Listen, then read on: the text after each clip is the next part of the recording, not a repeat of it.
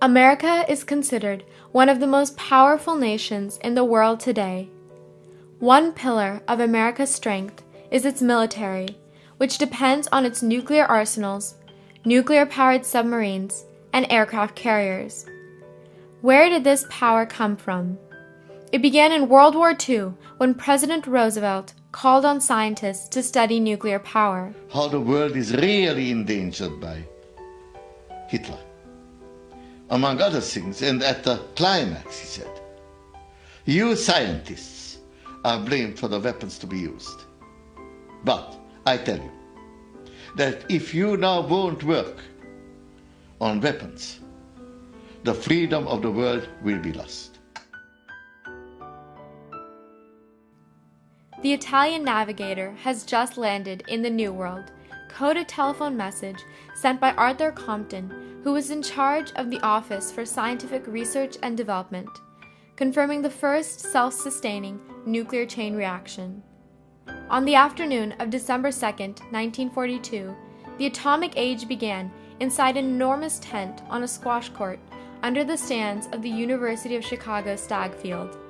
There, headed by Italian scientist Enrico Fermi, the first controlled nuclear fission chain reaction was engineered.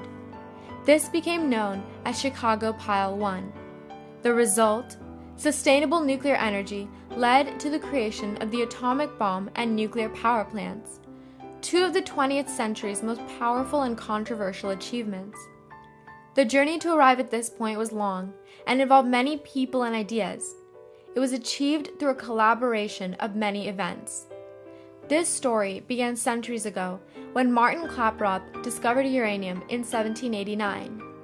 In 1902, Ernest Rutherford showed that by emitting particles from the nucleus, a different element could be created.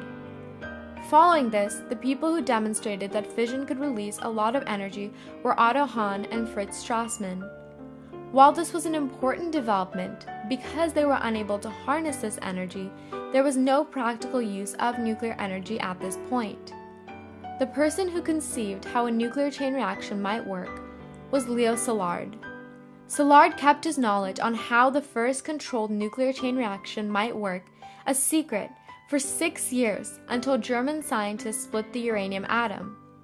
As German aggression increased, Szilard came to America because he believed the race to build the first atomic bomb had begun.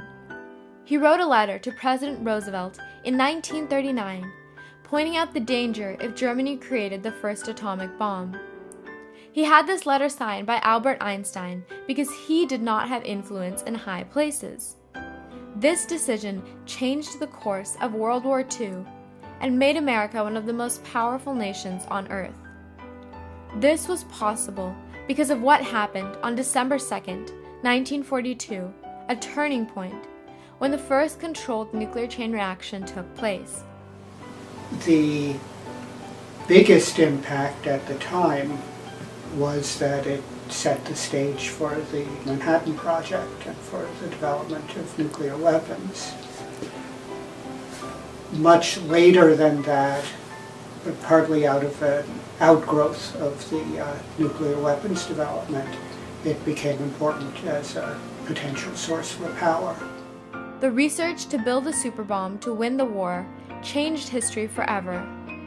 At this point, what was needed was being able to have a controlled, sustained nuclear chain reaction.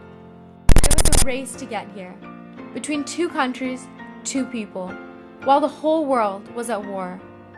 Enrico Fermi and Werner Heisenberg, a German physicist, were working separately, both trying to achieve the same thing.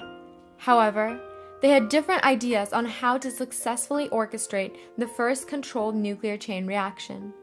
But Heisenberg's ideas were based on mistaken calculations, and his experiments proved futile.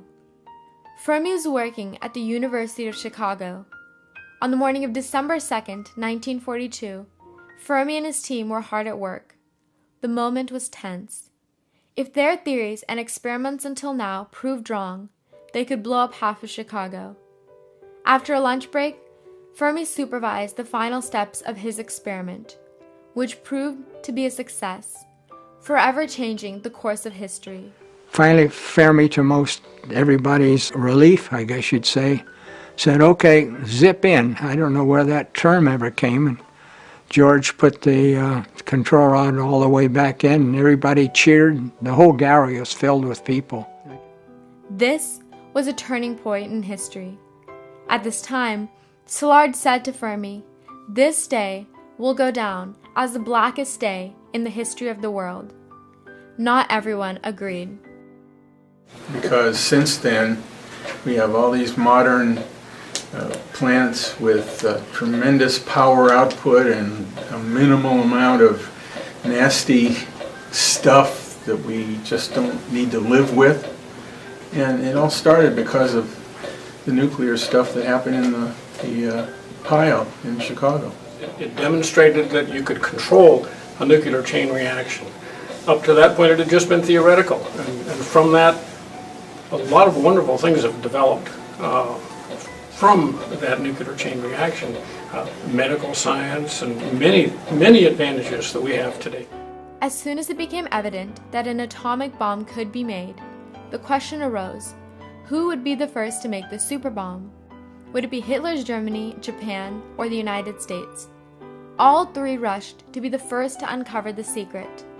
The United States of America prevailed, and in August of 1945, during World War II, America dropped the world's first 2 atomic bombs over the Japanese cities of Hiroshima and Nagasaki, resulting in Japan's unconditional surrender. The combined effect of these 2 bombs immediately killed approximately 120,000 people. Tens of thousands more would continue to die as a result of the radiation. The first controlled nuclear chain reaction changed the world in many ways. There were geopolitical effects. The ability to harness nuclear power set off an arms race. This arms race led to countries such as Japan, Russia, and North Korea getting nuclear power. The spread of nuclear power changes relationships between countries.